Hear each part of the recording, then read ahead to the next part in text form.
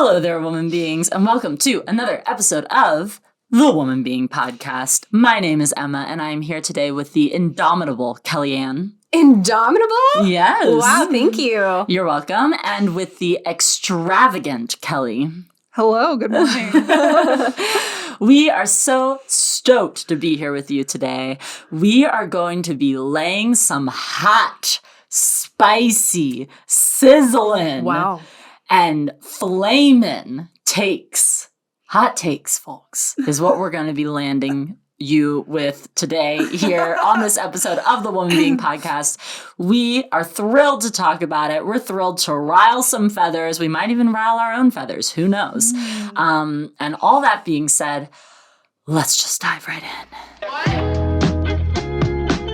This is Woman Being, where we explore thoughts and opinions and have the freedom to change our minds. Without expectation or judgment, we will hold a safe space and support each other as we navigate together in the form of feminine.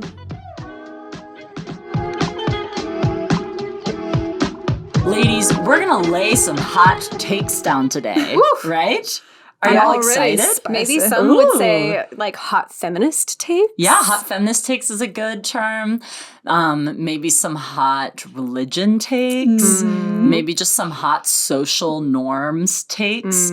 But before we dive into these hot takes, woman beings, please go follow us on Instagram and on TikTok and send us your hot takes that you might have. We want to hear them. What are some takes that you're like, oh, I feel like, ooh, the feminists might get mad at me for this, or ooh, the conservatives might get mad at me for this one. We want to hear it because everyone is nuanced and complex and has a myriad of opinions. No one person is a monolith, and you're going to have different opinions than other people.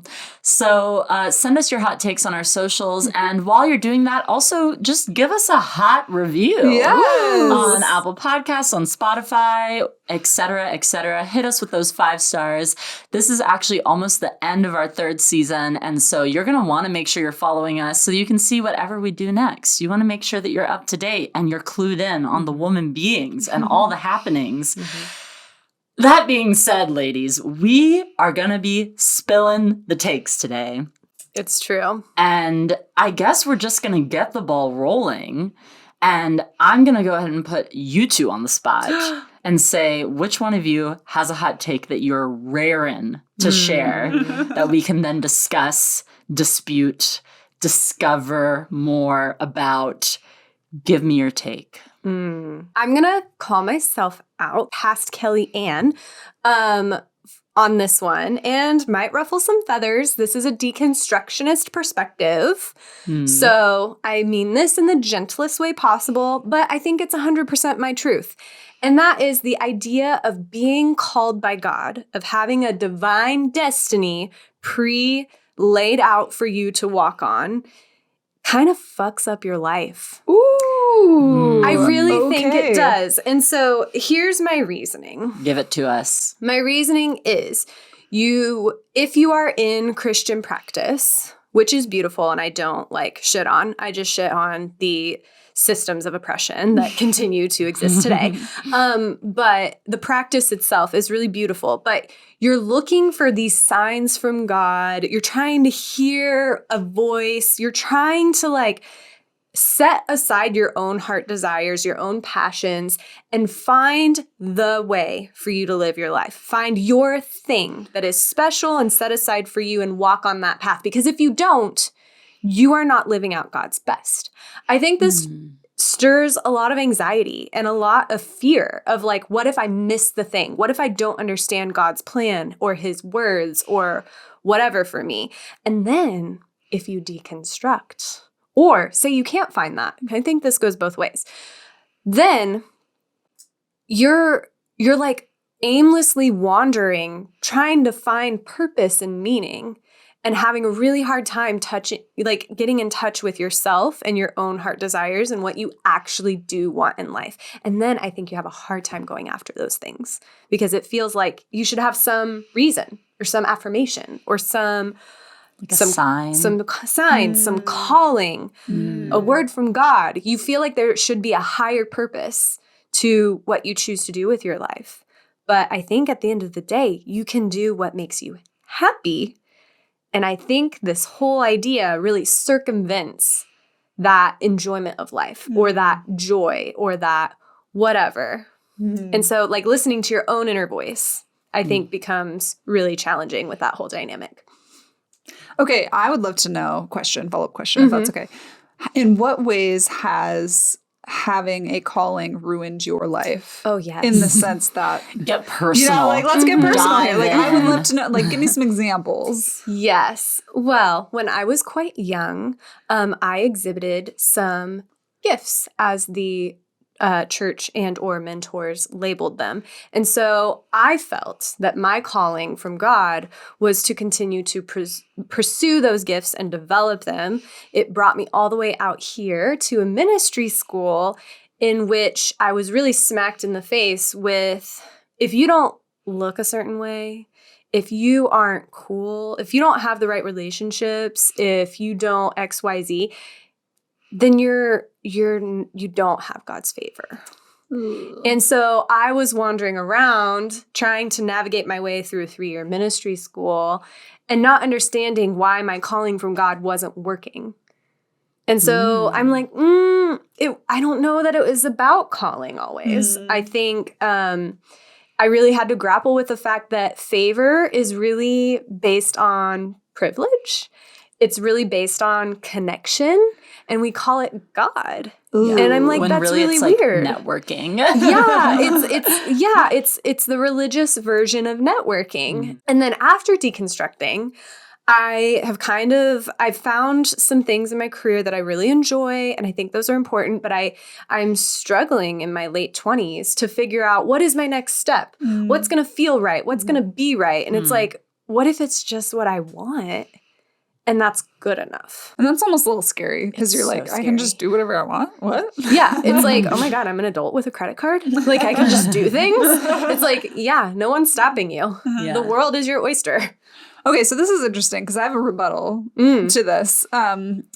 Because this is a conversation Ross and I have had like literally in the last 24 hours, which is that having a calling was nice. It was kind of easy. You could kind of float and you sort of just like knew that your destiny was to like share the love of God with the world and like end of story. You didn't have to like try that hard in terms of like, I mean, definitely I can see the extreme end of that in terms of like, do I take this job or do I don't? Do I don't? Do I don't? Oh, do I do not? Do I do not? Yeah. Do I take it or do I do not? But there's also another piece of it that we were talking about because we're currently grappling with some life and family decisions where we're like, it would be nice if there were like a divine, Kelly and Ross, do this thing. Absolutely. This is your purpose in life. But so that's one rebuttal to it is that sometimes it sort of removes some of the mental load of figuring out who you are as a person. But on the other hand, I actually have found in my deconstruction process that it's been very empowering to, instead of waiting for the sign or the moment or the right connection, to just go after the things that I want and suffer the consequences of like risking. Absolutely. You know? So I can see both sides of that in terms of, on one hand, it was super empowering to step out of this like confine of God's calling. But on the other hand, sometimes it's like you want that blanket, like security blanket. Yeah. When you're faced with hard decisions. So absolutely. I feel that. I feel it's kind of a confusing mixture of feelings. Oh, and I don't deny that is so comfortable. Like it feels so good to be like, well, it's not in my hands. Yeah. It sort of removes responsibility from you. Yeah. Like someone else is figuring this out for me in the background. Totally. And so even if I don't know now, it will will work out. Yeah. And I think you have a higher capacity to maybe be content because you're like, well, this is where God wants me right now. So I have to trust God. Yeah. And I have to carry on until I receive another sign. Yeah. And I think the struggle with that is finding contentment, finding purpose outside of that. It's like, how does one find that? Because I don't deny religion or faith practice, it plays a very important role in our psyche, in our psychology, and in society. But it's also like, how do you navigate that in between space? Because I know a lot of people right now that they're like, yeah, we're just here. We're waiting for our sign from God. I'm like, what? Wow. It's like, but you want to live in this place. Just go there. Yeah, you should. Maybe that is your sign from God. It's like you talk about Seattle all the time. Just go move to Seattle. Yeah. And guess what? If you hate it and you feel God calling you back, you can move back. Yeah. It's like, it feels like everything is so permanent, I think, is one of the biggest challenges, at least for me, is like, if I make the wrong step, I'm not going to be able to get back to the main road or whatever. Yeah. But I don't know. I can agree. And like, because there are decisions that I have made, like, for example, going onto the missions field that I felt very much called by God to do and then stayed in it, as a commitment to that calling, but didn't necessarily feel like it was right for me from the very beginning. Right. And so it's that cognitive dissonance, I think, sometimes that Christians and maybe people of other faith practice live with, where you think that God has called you to something and therefore you're going to do it despite like your internal gut not being aligned with whatever it is. Right. Well, and I think that's where it can get more nefarious as well, right? Is like you're potentially doing something that is harmful for you or not good for you out of feeling loyal to this calling that maybe you are self-imposing. Maybe a leader is telling you what it should be. Like there's a lot of manipulation that can happen within that and it can hurt people. And so I'm like, if you're hurting, you should do something different. And I think that's a hard step to make. Yeah. And I will say, like, I think in our specific branch of charismatic Christianity, that's a lot heavier of an emphasis. There are other practices in Christianity that are much more like, if you're going after what you want and it's within God's will, then that's God's will, period. So there are definitely other denominations and other like forms of faith practice that I've experienced directly that aren't quite as heavy on that messaging. But I do think specifically within the charismatic sphere, it's very easy to fall into something and think that like God has spoken or a prophet has spoken and therefore you must stay in this like track. Yeah, for sure. Yeah, most of my time of being a Christian have been more in that realm because I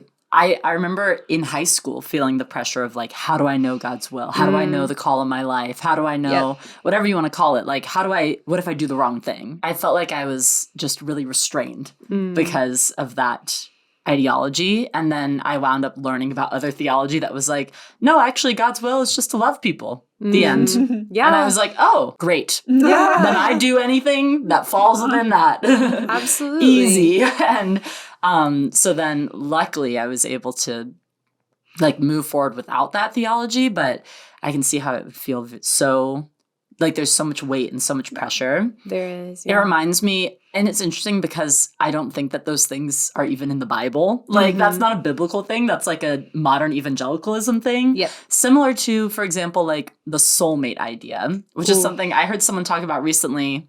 They've had Christians yell at them for not believing in a soulmate. Because they're like, no, God ordained this person for me to be my soulmate. How dare you? Like, think that I could have wound up with somebody else. And it's like, no, actually, one, there's nothing in the Bible about this.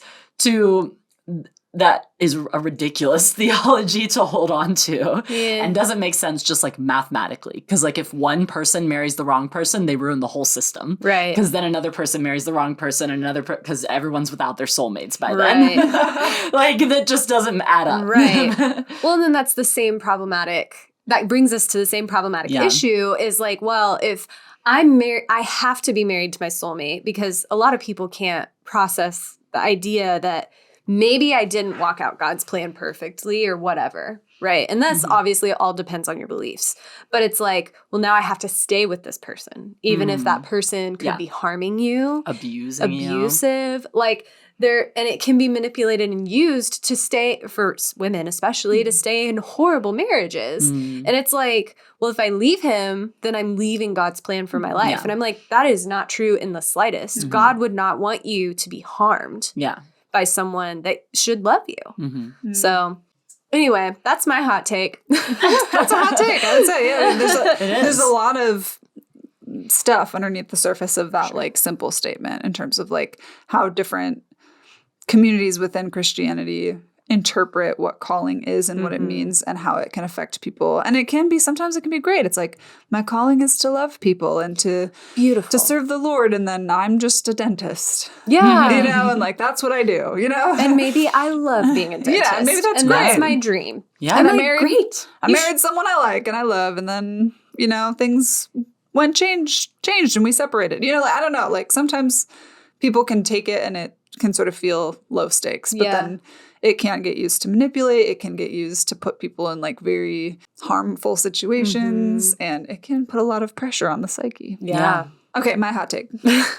Lay it on us, Kelly. Give us your hot take. We're ready for it. I've got my oven mitts on. I'm ready to take it out of the oven. Ooh, wow. I'm Hand sending it you a over to hot us. potato. Are you ready to catch it? I'm so ready. Okay, I'm interested to hear what we'll talk about here. But I think my hot take is that gossip is not necessarily a bad thing. Mm-hmm. Mm-hmm. I love this. Okay. Please keep talking. Here we go.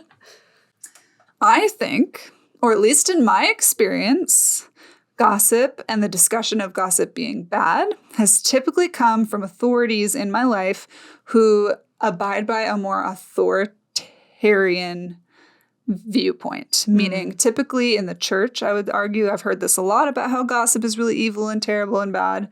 And then in maybe some less than ideal work environments, gossip is considered very evil and bad and don't do it. I've noticed that environments that talk against gossip tend to have more of a vested interest in controlling information. And tend to be less overall communicative and open-handed with information than other types of places.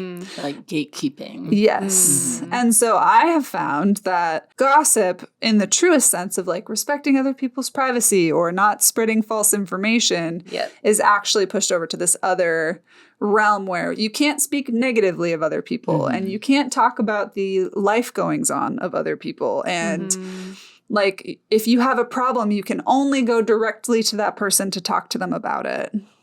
And it completely denies the existence of power structure and unjust systems and poor communication from a leadership perspective.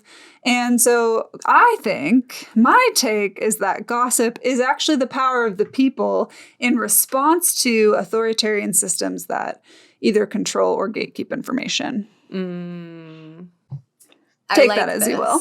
I like this. And here's the thing. I love the drama, people.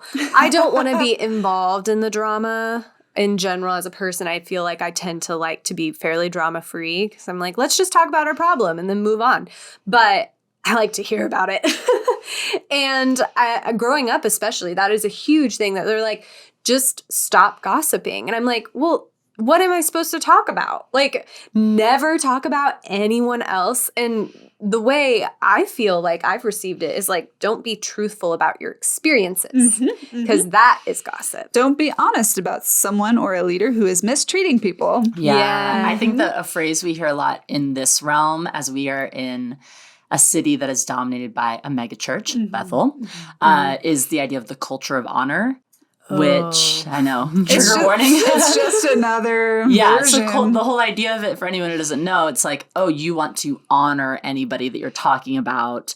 You want to honor leaders. You want to, like, you don't ever say anything poor about them because you're honoring them. And this culture of honor then I think leads into you can't be honest about your experience with someone if it's been negative. 100%. And I would like to counter that with honor is honest. Yeah. Oh, I could preach an evangelical sermon. Wow. Right Put that on a letterboard in a white woman's kitchen. Do you have an acronym, please? But it also, I think, completely denies the fact that people need to seek advice. People need to process things because our brains can't always figure out what we think without like getting perspective from someone else. It's like, hey, tell me if I'm crazy. Is this person being mean to me? Am I being manipulated? Or am I just sensitive like to this? And even if you are sensitive, that's also okay. You need that affirmation of like, hey, like your heart is just beautiful and tender. That's all. Like, you need those things. And so I'm like, if you don't host space for that, I'm kind of like, ew, get away. Also, I think as women, like we've got like let's say there's a toxic man in the workplace. Like, I think there is a duty to warn other women, let's say, like, hey, be careful with him. Yep. Or her. Let's just not make it gendered. But like, be careful with that person because they come across as this way. But in my experience, I've had some bad circumstances surrounding them, or I've heard about bad circumstances surrounding them. So part of it, I think, is a way, again, for the people to protect each other in toxic environments or against toxic people. Well, and it forces accountability too. Like, if people are talking, you have to address what they're talking about. And I think that's really like the core of it is, I think good leaders encourage open communication and communicate openly. And so if there is an issue or a like a present problem that everyone knows about, but no one's allowed to talk about, but is happening, but you're not allowed to say anything.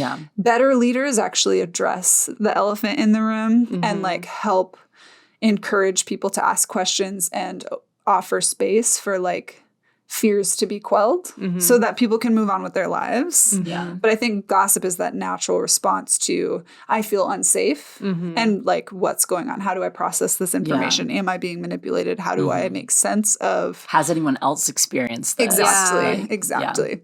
And so anyways, that is not to say that gossip cannot lend into the spectrum of toxicity. Oh, of course. I think we talked about this the other day with some friends, Yik Yak.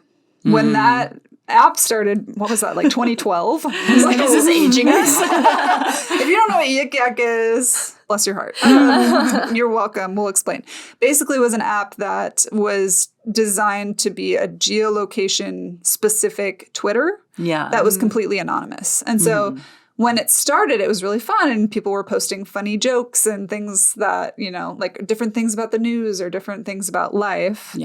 But then it turned into, in a lot of cases, like a gossip machine where people were outing other people who were having affairs or speaking ill of certain leaders in the community or certain students that they maybe attended school with. And it got really toxic. And then the app was banned from a lot of college campuses. And then I think eventually just sort of petered out. I don't know that I'd be surprised if it still exists. And so that's obviously a situation where, again, like there's a difference between respecting someone's privacy and having a conversation, or there's a difference between publicly shaming someone and like addressing an issue. Like honestly and openly. Like, we're not saying shit on people all the time. There's definitely, I think there's a line there. And I think there are times where I start to feel really uncomfortable with gossip, even though like I've obviously participated in gossip and like I agree with a lot of those points of like how is like this power of the people. It is an opportunity for people to vocalize what's going on and to like process what's going on with them. But I think, when it starts to teeter towards like things that should be private or like speculating something like somebody's sexuality or things that are just much more personal and private, or when it turns into just malicious or like, I mean, like maybe it's like from gossip to talking shit about someone. Like, I think that's where the line starts to peter over. And I think that's where I start to feel uncomfortable with it. But I think that it has its place. Yeah. But again, like talking shit, context-wise, changes the morality of something, I would argue, right? Like talking shit amongst close connected friends about someone who maybe has harmed you is very different than posting a cryptic message on Facebook. We all used to do that in 2008. Don't deny it. Don't deny it, people. I know you were doing that. So like, or passive aggressively like calling out someone's flaws in a group setting, or I even came across this with a work thing where I had an employee that didn't complete their work correctly and determined, okay, the best way to actually address this is to talk to this person, not to like slack them on a public forum. Does that make sense? Be like, hey, this didn't get done. Can you fix that? Instead of just talking to them. I think the way in which we go about our communication when issues arise, when people make mistakes, when people have private, like personal issues really matters in terms of the context. And I'm not saying like I condone just talking batshit about anyone. Like that just, to me, that's just like distasteful. But I just don't think the idea that speaking negatively about someone, period, is bad. Same. Yeah. No, I agree. Yeah. Yeah, I do agree. I don't know. I don't know if this is like residual teaching from evangelicalism, although I feel like I've never been 100% anti-gossip. It just like the idea of gossip makes me feel icky. Like it makes me want to like cringe a bit. And even though like I know that I participate in it, I feel like very adverse to the idea of it, which, anyways, we don't have to break down all the psychology of that in this moment, but it's like, oh, and you say gossip isn't all bad. I'm like, yes and no. Like my instant reaction is both. I feel like I guess what I would argue is gossip is neutral. The form of communication is what can be I wouldn't say good or bad, but maybe so beneficial or harmful. Yeah. There's a spectrum of how communication works, but I think some gossip can be very beneficial, and some gossip pushes against authoritarian systems. Yeah. And some gossip actually helps people process emotions and figure out if they're in a toxic situation or how to navigate challenging conversations or etc. So I think there can be very beneficial, and like it's part of our human nature, I think, to like be curious about each other and Totally. the world and how we relate to it. And so Yeah. It's kind of like how animals smell each other. Like, we kind of talk about each other because it's like, we're trying to sort this out. Like how animals smell each other's butts. That's how they get to know each other. I don't know. So you get to know other people by talking about other people. I think so. And also like what Kelly brought up earlier of like sometimes, people in the workplace, it's like, hey, I've had this experience with this person, just so you know, like you should be aware. I've done that multiple times and it's been done to me. And I appreciate it. Like I want a heads up, but also it's more like, to me, it doesn't determine if I will or won't engage with that person. It just determines, hey, I've got like my my sensors up. I'm aware as I approach this person and this potential workplace relationship or whatever. Yeah, and I think in how someone receives that information, that gossip, if you will, is also a marker of like their level of maturity. Like you as a mature person are not going to necessarily let that like totally mar your experience with someone just because you've heard maybe something negative about them. But you also have that wariness. Somebody else might take that information and go, well, they're just the worst. And like immediately swing one way. Or they might totally write it off and be like, no, I really like this person and it doesn't matter what you say about them. Totally. And that, I think both of those can be harmful. Bias plays a role, right? Well, I think at the end of the day, just like stamping a name or a quality or a good or badness on someone is maybe like this, definitely one of the effects of how gossip can be harmful. But I don't think saying like that person's an a-hole is equivalent to other types of more harmful. I mean, I'd say if we really want to talk about things that are harmful, let's talk about authoritarian systems. Yeah. Let's talk about poor leadership and like gatekeeping of information. Let's talk about all of the things that cause people to live in fight or flight, which then results in the rumor mill. Yeah. I don't know. Totally. Yeah. I will say I do get tired of talking about people. Kellyanne, you may not. I get to the point where I'm like, I'm sick of talking about all these other people. I don't care about them. I want to talk about other things. Yeah. But that's personal preference.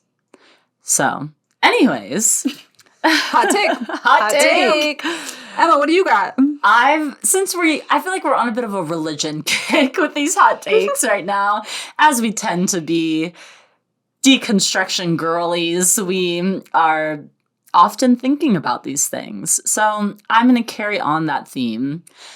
My hot take is that basically white men don't get to deconstruct.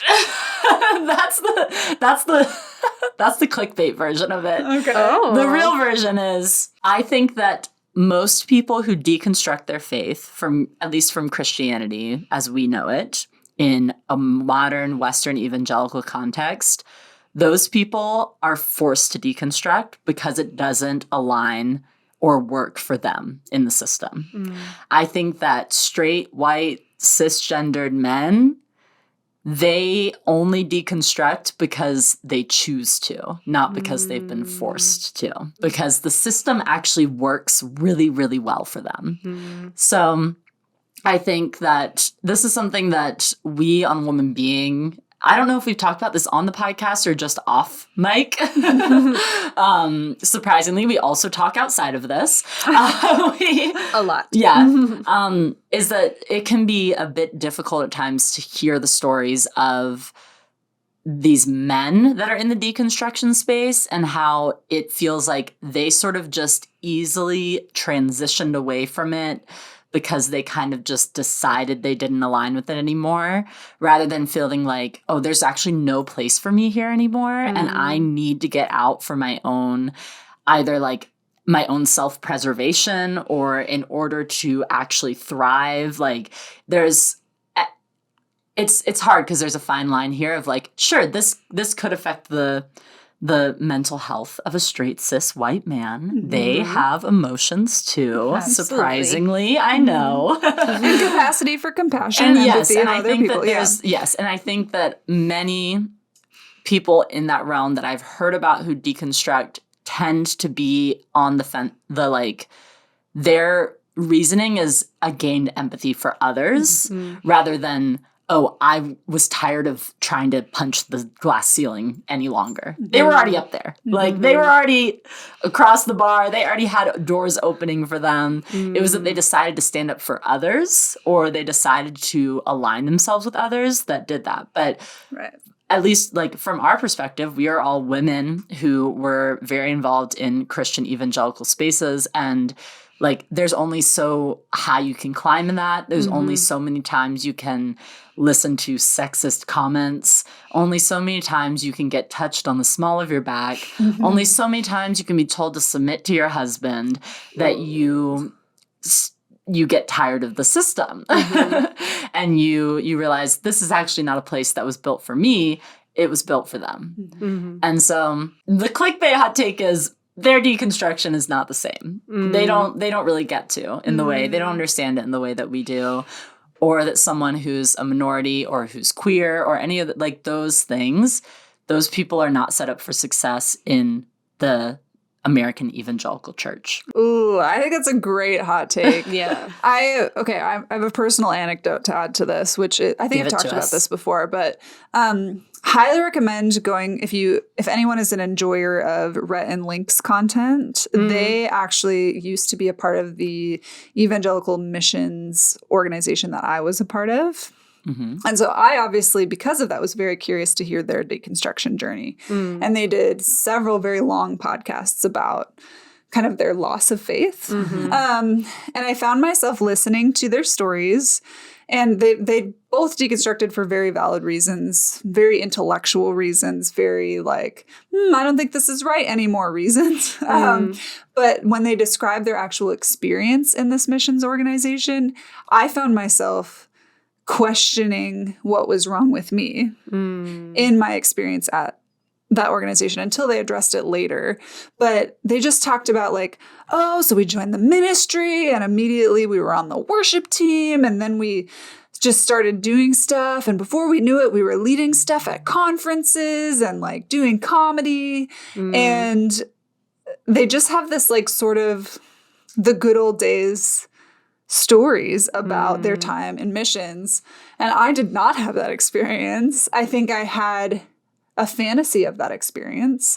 That was like the dream, but it was never actually my lived reality. Right. And so the nostalgia that they're expressing is the nostalgia that people like me like went after, you know, like fitting in and having privilege and being like gaining success and being supported by leaders, you know, like they just sort of it sort of happened upon them. Like they had all these leaders come to their life and go, let's get you up on stage or let's get you over here, you know, and for people who are women or in other minorities, it just doesn't happen that way. Yeah. And so you don't get the investment and the, you know, mentorship and all the things that you feel like you're just going to get when you walk into a ministry setting like that. And really broke my heart, actually. And it wasn't until sort of the end, I think it was Rhett, he actually addresses like, hey, for anyone listening, if you're a woman or if you're gay or et cetera, and you did not have this experience, I want to acknowledge like we had this experience being white, straight men in the church. And I recognize that a lot of people had really painful experience. So I think that coming with the deconstruction conversation comes a responsibility for straight white men to like caveat their experiences with the fact that not everyone has good times to remember. Yeah. In the same way. Yeah. I think I completely agree, actually, because like I get very confused all the time, like hearing, straight white men's stories of deconstruction and how it wasn't painful for them. It wasn't gut-wrenching. They still have the connections still with people in those environments. And I'm like, what? How did this not rock you to your core and rip you apart? Like, because for me, deconstruction was so painful because it really took me down to the foundation of who I knew I was or who I thought I knew I was, and had to pull those pieces out of me and hold them and look at them and try to understand. And so it's very confusing, actually, hearing other people's stories that have had that experience of like, it was great. I'm like, why? I'm like, oh, you didn't have a weird like come to Jesus, sit down with your leaders moment where they questioned your faith? Yeah. You didn't have that? Wasn't you? You haven't lost a ton of friends? Yeah, and people like, don't talk to you and think you're a heretic anymore? You're still buds with all those guys? Like, yeah, that's weird. That's weird. And like the idea that I think I was raised as a Christian to, love my enemies, right? And so even people I disagree with, I can be friends with. I don't think that's actually true. Like, I think to an extent, there are people who, as a woman, are not safe people to have in my life. Yeah. And a white evangelical dropout doesn't necessarily have that same like, ooh, can't be around them. They're a predator. White male evangelical dropout. Yes, yeah. Because we're all white evangelical dropouts. I know. But yeah, like a male counterpart doesn't necessarily have to stay away from said buddy because he's a predator. Yeah.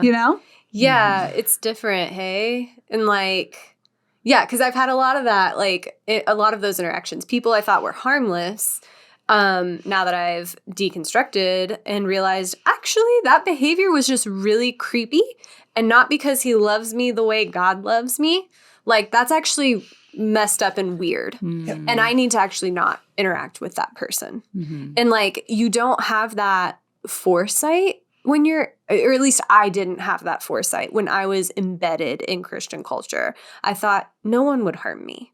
But the truth is, the people that are closest to you have the highest probability of harming you. And so just like getting that like street smart, almost that relational smart, or really just listening to my gut, because that is also a piece for a lot of people that I think eventually deconstruct that I have to get back in touch with, is their gut and listening to that. And like, I have a bad feeling about that person. I don't want to be around them. And like, you're allowed to do that.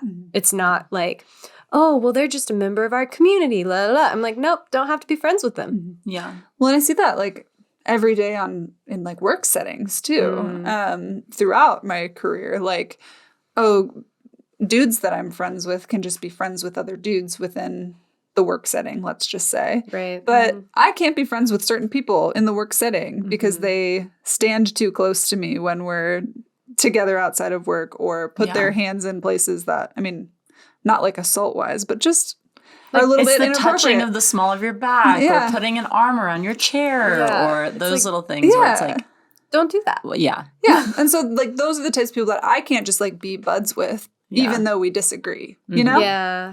Yeah. I will kind of call myself out on this, though, because I think I'm a little bit of a hypocrite about this hot take. Oh. Because I actually think I've experienced a ton of privilege in this realm, similar to the way that white straight men have. Throughout my time in like more evangelical spaces, have pretty much always been in pretty liberal evangelical spaces that were pretty female dominated. So because of that, I did receive a lot of leadership and a lot of elevation. But even within that, I had to still fight back against like associate pastors who told me I couldn't preach a sermon when my main pastor told me that I could. Things like that, where there was still pushback, or like pushback against me being a worship leader because I was a woman. But I still got to. Like there were still some people in my corner. And I think that I've had a somewhat like softer landing through deconstruction, in part because of that, in part also because I wasn't raised in the church. And I think that I also have had the privilege of a lot of my friends that are still steeped in evangelical church are more liberal Christians, and therefore I'm able to keep those relationships, not in the way that y'all are talking about. And I think that I have a lot of privilege because of that, because I'm white, because I still claim Christianity, because I choose to like keep those relationships. But also those relationships weren't built on like whether or not we had the same theology. So I think that I have a good degree of privilege in that. And I think that someone who like is even more of a quote unquote pariah within the American evangelical church is going to experience even more otherness as they move away from it. But I think that I have a hard time where sometimes I'm like, well, I actually have so much privilege and I've actually been so well off, to then be like, oh, but also there are these people over here, which are these like the straight cis white evangelical man who has even more privilege than I have. And recognizing like that doesn't discredit, like the fact that I have privilege doesn't discredit that I have also experienced hardship, but it also at the same time doesn't necessarily equate me with others who have been even further othered. Sure. So I think I have a hard time grappling with that, and I feel a little hypocritical in calling them out. No. Because of that. I mean, I think there's levels to this, right? Like we're all like straight white women, right? A woman who's queer is going to be more ostracized than we would do, right? Like there's levels to this, and it would get harder and harder, I'm sure. Yeah.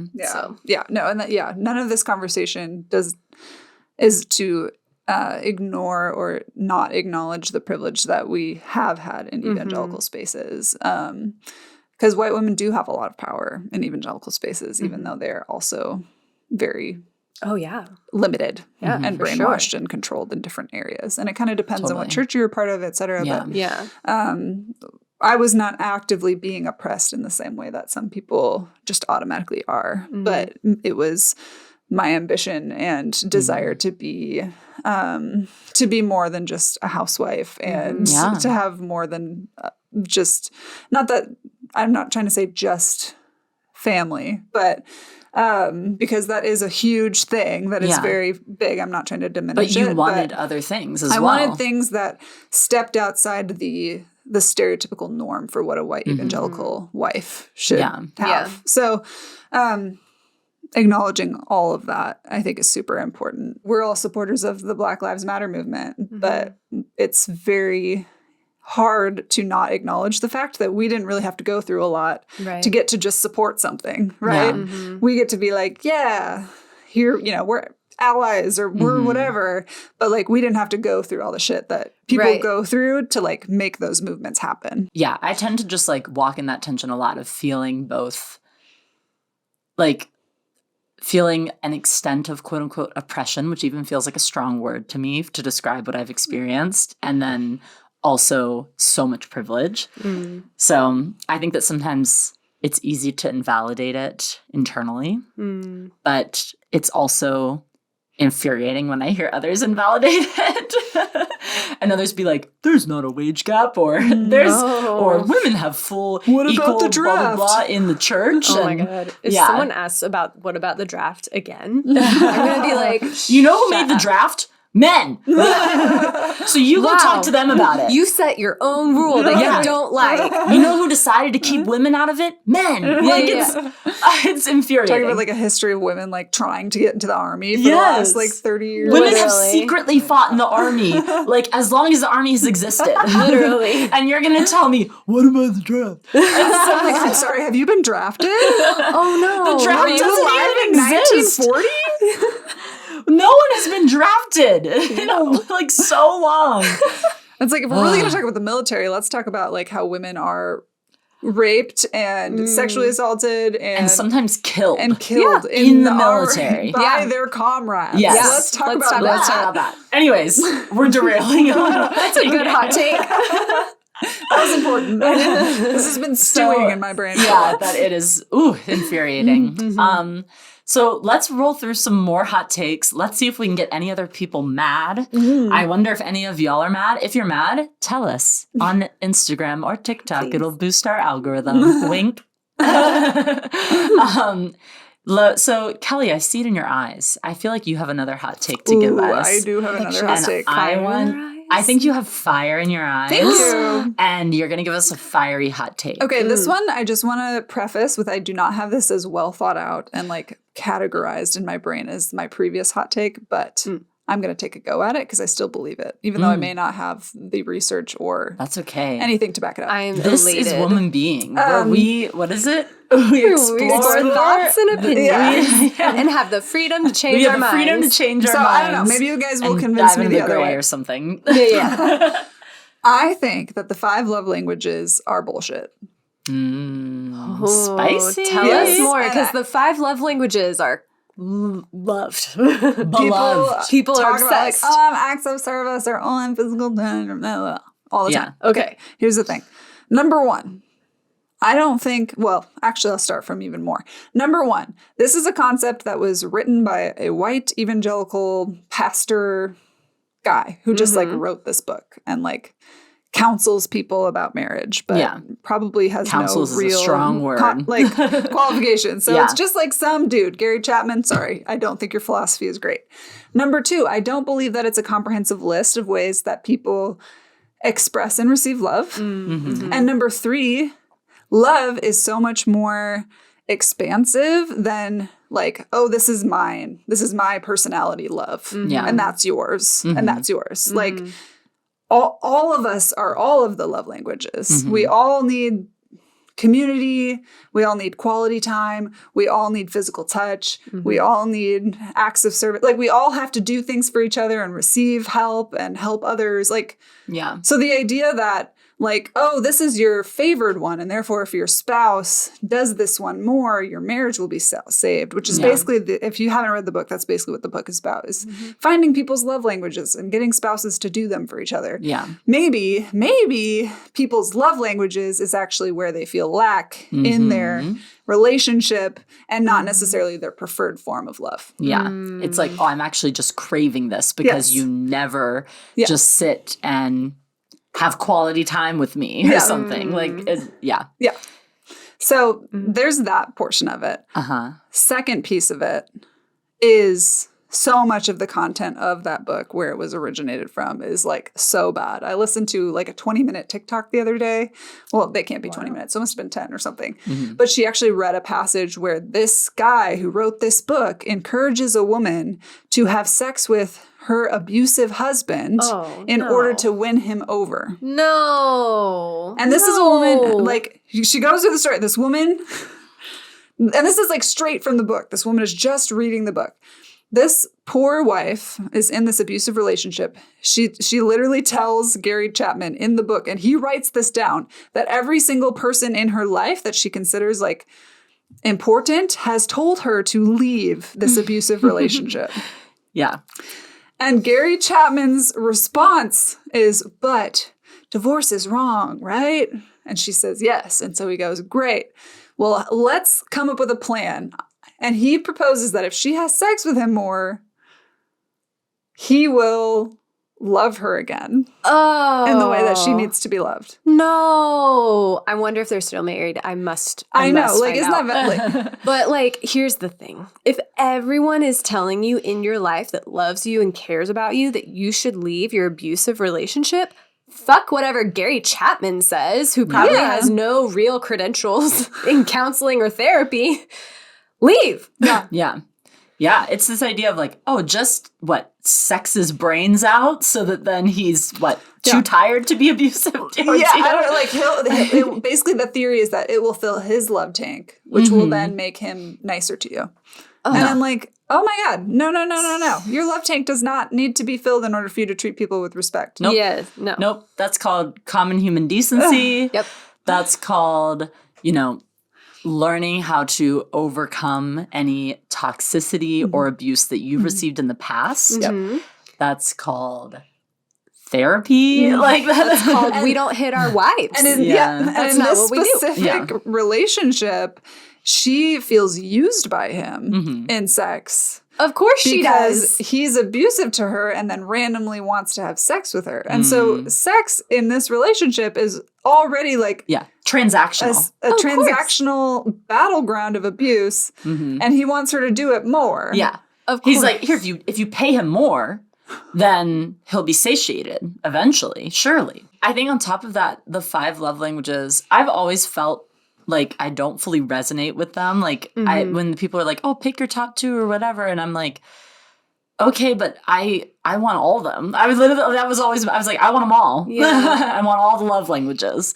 But I think that it's always been frustrating because whenever you hear a guy share their love languages, it's always physical touch is right at the top. And they're always like, that's what I want. Do. And I think that it actually kind of belittles men. I think that it like boils them down to thinking like, oh, I just need more physical. And I think that it relates in my mind to the whole idea of like how men can't control themselves when it comes to purity culture. I think that it's related in that it tells men, oh, you are animalistic and you don't have any more complex or nuanced desires. You don't get to tap into emotions. You don't this is all toxic masculinity and patriarchy. It's all feeding into this. And this idea that like men only want one thing. And then on the flip side, it always felt like women weren't allowed to say physical touch was one of their top ones.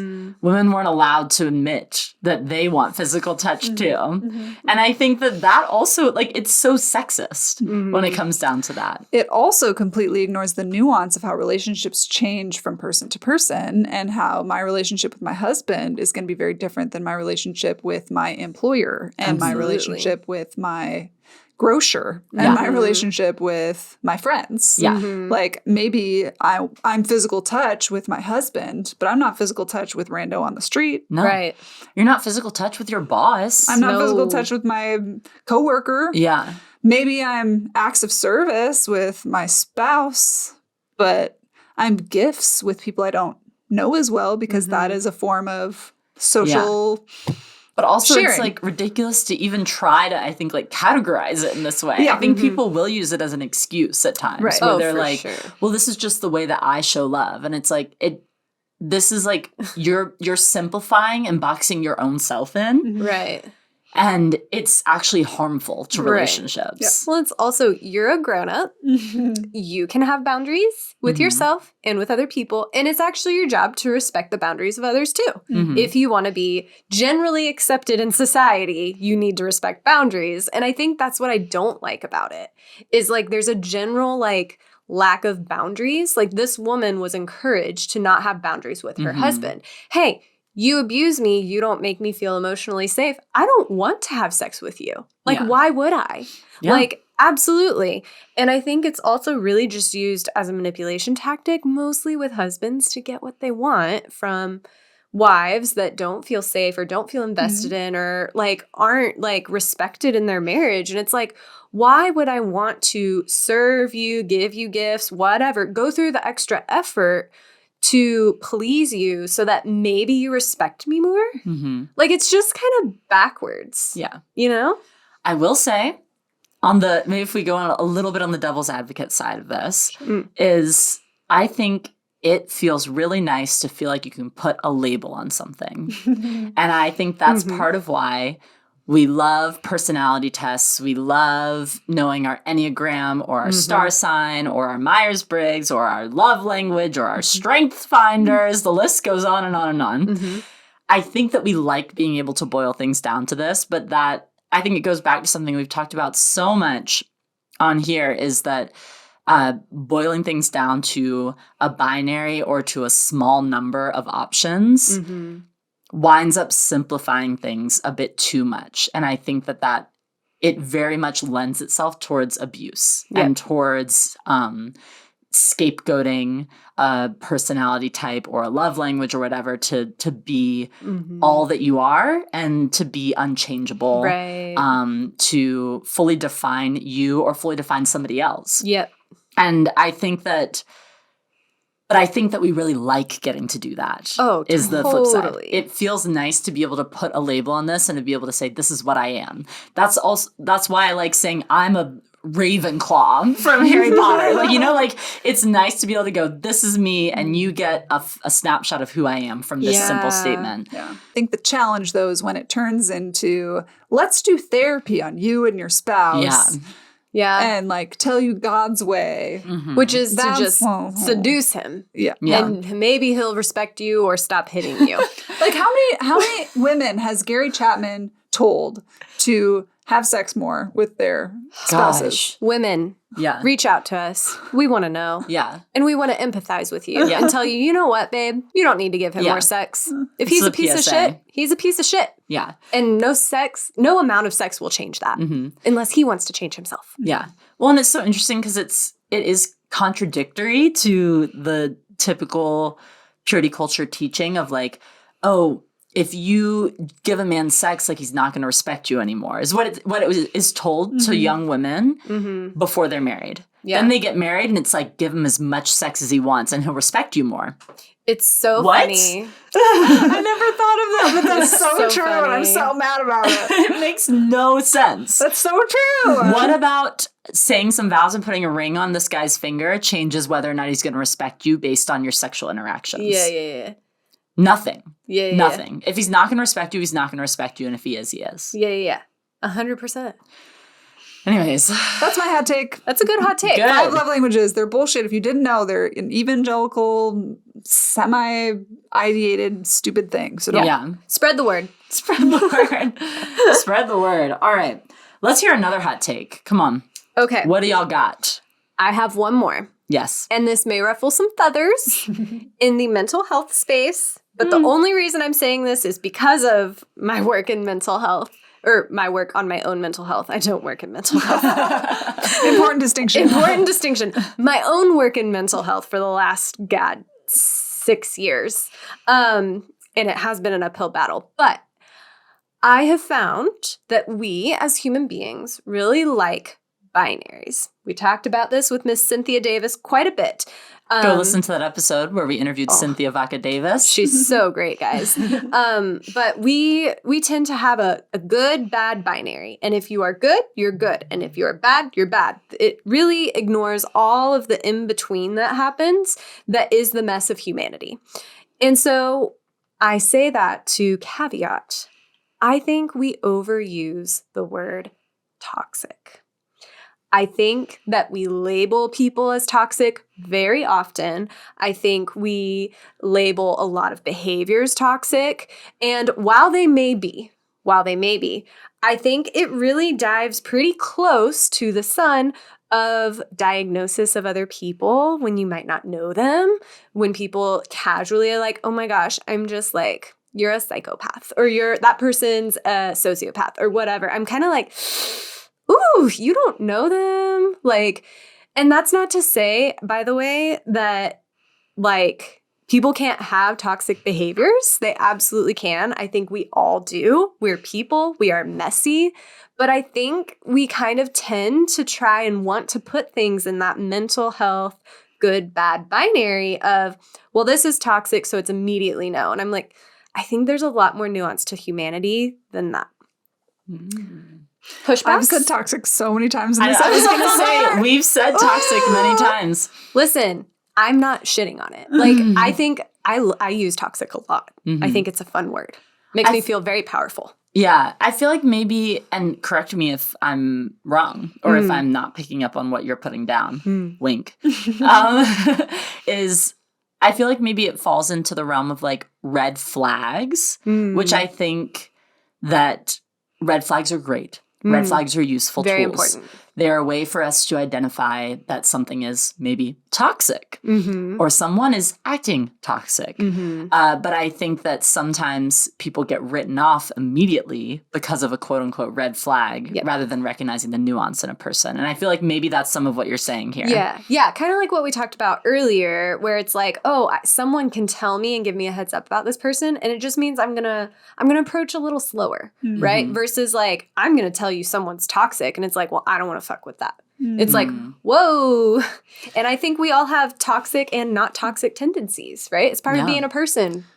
I was gonna say it's another form of name calling. Yeah. Basically. Or it has turned into another form of name calling. I feel like maybe a great example would be like the way the food conversation has been going is like this temptation to label foods as toxic or healthy. Yeah. Or, bad for you and good for you. When actually like, we're going to just say this, fed is best. Like eating and having calories that you are consuming and, nourishing your body is actually the most important thing. Yes. And then there are wide spectrums of different benefits and non-benefits of different foods. Yeah. And sometimes the most healthy food you can eat is the food that's available and affordable to you. Yes. And so I'm just saying the conversation regarding food is very nuanced. Humanity is so much more complex. And so in terms of like, maybe someone is not your fave. And so, similar to Butterfingers, you don't eat them.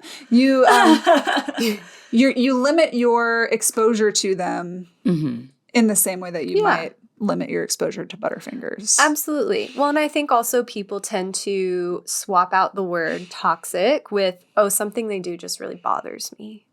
Or maybe another so they're good like word. Over-labeling. Yeah. Maybe another great word that's used a lot is triggered. Maybe this person bothers you, they upset you, they trigger you, and you're like, that's toxic. And it's actually like, well, maybe your dynamic is toxic, or maybe it's just bothering something in you that you need to address. Maybe they're not your flavor. Maybe you just don't like them, and that's okay too. Yeah, you don't have to like everyone. Yeah. But it also doesn't mean that they're bad. Yeah. And it also doesn't mean that you're bad. No. It just means maybe you just don't mix together well. Like last night, I got a lemonade and 7-Up mixed, and it was not good. I'm like, not for me. For other people, maybe. Yeah. And then broccoli. They're not good friends. No, I hate broccoli. Me and Broccoli's toxic. So toxic. Broccoli's terrible. So it's kind of the same way. It's like preference is very different from like quality. Yeah. And learning how to adjust our language so that we can and being more honest, really. I think the hard part is people don't like admitting that they don't like someone. Totally. Sure. Yeah. They want to instead blame it on that person. And I mean, if you want to go with the broccoli analogy, me not liking the taste of broccoli doesn't change the nutritional value of broccoli. Sure. Totally. It just doesn't. Yeah. It means I'm not going to get nutrition from it because I'm going to feel like I'm going to throw up if I eat it. Absolutely. But somebody else, Kelly, would love chowing down on some broccoli. And she's going to get all those nutrients. I'm going to get my nutrients somewhere else. Yeah, absolutely. And that's okay. That doesn't mean broccoli's a bad thing. It means I feel a little nauseous right now talking about broccoli. Good. We will move on from the broccoli conversation. I feel my stomach churning, honestly. The hatred runs deep. But yeah, and I think that also, like, it feels like that toxic label can qualify, like, treating someone disrespectfully or that doesn't change their humanity. Right. Yeah. That they deserve dignity. Right. All of the above. Yeah. Yeah. I agree. So, yeah, I guess I'm saying don't not use the word toxic, but maybe think about it twice. Yeah. I think it's a good hot take. Super valid. Hype and hot. Appreciate it. Wow, thank you. Fresh out of the oven, the campfire, the toaster oven, the microwave. I feel so affirmed. Wow, ladies, thank you so much for sharing such amazing hot takes. Oh my God, You're thank welcome. you, Emma, for hosting space for my hot takes. Also, of we course. emanate hot things. Ooh, and also thank you for being such hot ladies over here. You too. Oh my gosh. The hostess with the mostest. Tell me more. Look at her freshly washed, is it getting hot stunning in curls. Ooh, it is physically hot in our studio. So Almost hot. always we are sweating a lot. So, woman beings, thank you for listening to our hot takes. Do you have any other hot takes that you think we should talk about? Other hot takes you think that we should share? In fact, we have even more hot takes than this. Surprisingly, we have controversial opinions. Who knew? What? Is that why we sit here and talk for hours and have a podcast? Maybe. Maybe. Because we love talking about things that we think. We are opinionated, and we know you are too. So we want to hear your opinions. What do you think? Do you want us to talk about more hot takes? Let us know. And all that to say, I'm going to wrap up this episode. She rolls her R's so good. Thank you.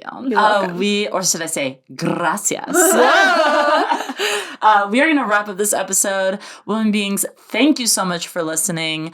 We love being able to share all of our opinions with you, and we love the privilege of getting to have you listen to them. Where are we going with this? We're closing out this episode. Be sure to follow us on all of our social media. Be sure to give us a rating and a review on Apple Podcasts. Spotify now has a feature where you can rate 5 stars. Give us those 5 stars, baby. You know you want to. And give us 5 stars for every time a man that you don't want has touched the small of your back. Give us those 5 stars. We know it's happened. Do it. So at least 85 stars. At least 85. Ladies, this is the end. Emma, this is the end. This is the end of the episode. Nice. Thank you for listening. Goodbye. Farewell. So and long. good night. Bye.